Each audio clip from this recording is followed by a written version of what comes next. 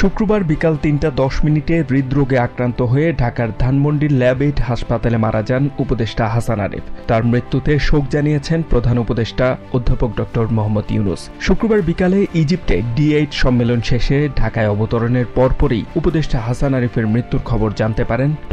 ইউনূস। প্রয়াত উপদেষ্টাকে শেষ শ্রদ্ধা জানাতে বিমানবন্দর থেকে ধানমন্ডির ল্যাব-8 হাসপাতালে ছুটে যান তিনি। হাসান আরিফের মৃত্যুর খবরে হাসপাতালে ছুটে যান বিএনপির মহাসচিব মির্জা ফখরুল ইসলাম আলমগীর। সেখানে তিনি হাসান আরিফের পরিবার ও স্বজনদের সঙ্গে কথা বলেন এবং তাদের প্রতি সমবেদনা জানান। এছাড়াও তার মৃত্যুতে শোক প্রকাশ করেছেন জামায়াতের আমির ডা. শফিকুর রহমান। এ সময় তিনি হাসান আরিফকে খাঁটি দেশপ্রেমিক হিসেবে উল্লেখ করেন। এদিকে শুক্রবার এশার নামাজের পর রাজধানীর ধানমন্ডি ৭ নম্বরের বাইতুল আমান জামে মসজিদ প্রাঙ্গণে হাসান আরিফের প্রথম জানাজা অনুষ্ঠিত হয়। শনিবার হাইকোর্ট প্রাঙ্গণে বেলা ১১টায় দ্বিতীয় জানাজা অনুষ্ঠিত হবে। এরপর তাকে মিরপুর বুদ্ধিজীবী কবরস্থানে দাফন করা হবে বলে জানিয়েছেন উপদেষ্টা সৈয়দ রিজওয়ানা হাসান ও আসিফ নজরুল। গত ৮ অগস্ট অন্তর্বর্তী সরকারের উপদেষ্টা হিসেবে শপথ নেন হাসান আরিফ। একই দিনে প্রধান উপদেষ্টা হিসেবে ড. মোহাম্মদ ইউনূস শপথ গ্রহণ করেন।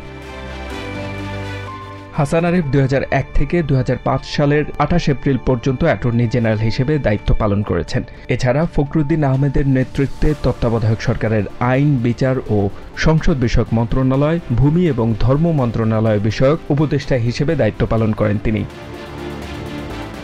১৯৪১ সালে কলকাতায় জন্মগ্রহণ করেন হাসান আরিফ। কলকাতার সেন্ট জেভিয়ার্স কলেজ থেকে মাধ্যমিক এবং উচ্চ মাধ্যমিক শিক্ষা সম্পন্ন করার পর কলকাতা বিশ্ববিদ্যালয় থেকে স্নাতক এবং LLB ডিগ্রি সম্পন্ন করেন তিনি। ১৯৬৭ সালে ভারতের পশ্চিমবঙ্গের কলকাতা হাইকোর্টে আইনজীবী হিসেবে কাজ করেন। এরপর ঢাকায় এসে বাংলাদেশ হাইকোর্টে কাজ শুরু করেন হাসান আরিফ।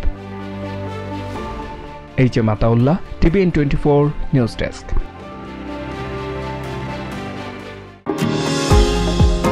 নিউ ইয়র্ক থেকে সম্প্রচারিত TVN24 টেলিভিশন বিশ্বজুড়ে বাঙালির কণ্ঠস্বর।